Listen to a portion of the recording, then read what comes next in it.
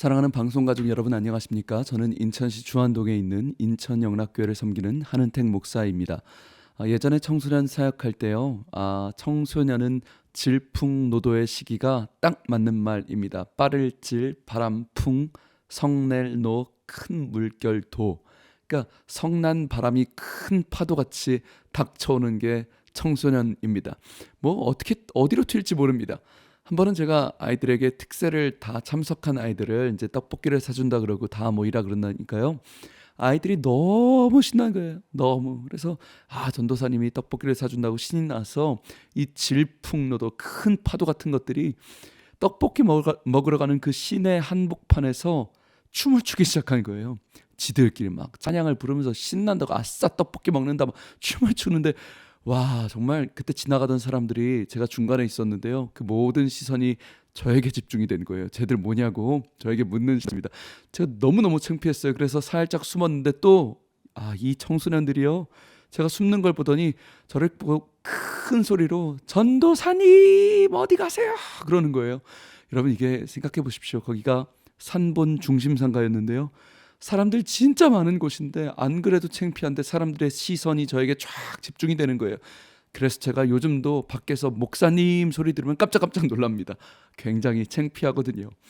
근데 여러분 이런 기분 좋은 어떻게 보면 장난 같은 시선의 집중이 아니라 성경에는 참 안타까운 시선의 집중을 받았던 여인이 한번 등장합니다. 간음했던 여인이죠. 성경에 보니까 서기관과 바리새인들이 음행한 여자를 가운데 세웠다라고 되어 있는데 그 많은 사람들이 끌고 가는 한 가운데를 의미합니다. 유대인들의 시선이 어땠을까요? 음행한 여자에 대한 그 시선은 굉장히 살의적이었고 분노와 저주와 경멸이 가득했을 것이라고 생각을 합니다. 거기다 이 여인이 가늠한 현장에서 잡혔다는 이야기는 아마 옷도 제대로 입지 못했을 가능성도 있습니다. 엄청난 수치의 상황이죠. 만신창이에 옷도 제대로 입지 못하고 사람들의 모든 경멸 어린 시선이 자기에게 집중된다는 것은 정말 끔찍한 일입니다. 더욱더 끔찍한 사실은 이 여인이 유부녀였을 거라는 사실입니다. 이스라엘 레위기와 신명기를 보면 이 돌로 치라는 명령은 누구에게 적용되냐면 남의 아내에게 적용이 됩니다. 성경을 보시면 레위기나 신명기나 분명히 되어 있습니다. 남의 아내와 간음하는 자는 반드시 죽이라고요. 대다수의 학자들은 그렇기 때문에 이 여인이 다른 사람과 결혼한 여인일 것이다, 유부녀일 것이다 얘기합니다. 이게 얼마나 끔찍한 일입니까? 여자는 결혼했을 것이고 남편이 있었을 것이고요. 시댁 식구가 있었고 자녀가 있었을지도 모르겠습니다.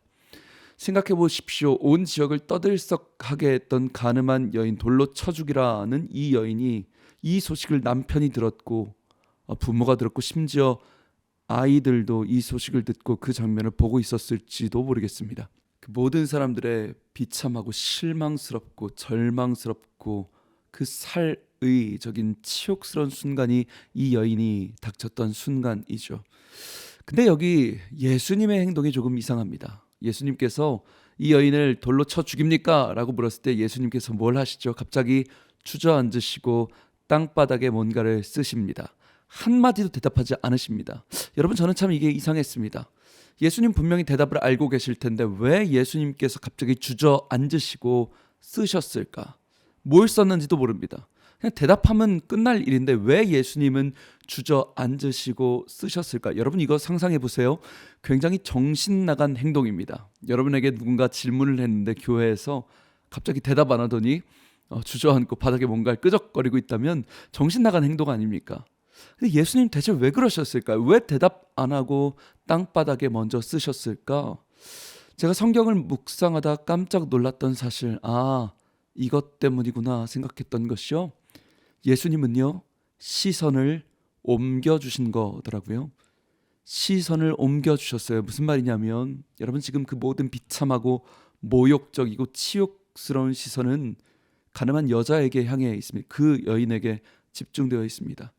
근데 예수님께서 이 정신 나간 주저앉아서 뭔가를 쓰시는 행동을 통해서 이 여인을 향한 그 치욕스러운 시선이 고스란히 예수님께 옮겨지게 됐던 것입니다.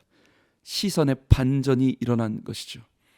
여러분, 땅바닥에 예수님께서 뭘 쓰셨나 그건 중요하지 않습니다. 이 팽팽한 긴장감 속에서 여인을 돌로 쳐 죽이려는 모든 살의 어린 시선들이 고스란히 예수님께 집중되었다는 것이죠. 여러분, 저는 이것이 십자가의 본질이라고 생각합니다. 십자가는 무엇입니까? 내가 달려있을 저주의 자리. 가늠한 여인이요, 다른 사람이 아닙니다. 나입니다. 우리입니다. 실패의 자리, 비참한 자리, 상처의 자리. 모든 사람이 너는 가정을 지키는데 실패했다고, 주변 모든 사람들이 너는 실패한 인생이라고 손가락질하는 그 모든 저주의 시선이 집중되는 곳이 십자가이죠. 근데 내가 있어야 할 그 자리에 나를 대신에 주님이 뺨을 맞으시고 발가벗기셨고 침뱉음을 당하시고 수치와 희롱을 당하시며 나를 대신에 십자가에 높이 달려가 나에게 쏟아져야 될 시선을 주님이 가져가셨습니다. 주님이 그 시선을 반전시키셨습니다. 여러분, 그 은혜를 받은 우리의 시선은 역시 또다시 십자가로 향할 수밖에 없는 것이죠. 보라, 세상 죄를 지고 가는 하나님의 어린 양이로다. 사랑하는 방송가족 여러분, 오늘 이 시간 다른 사람이 아닙니다.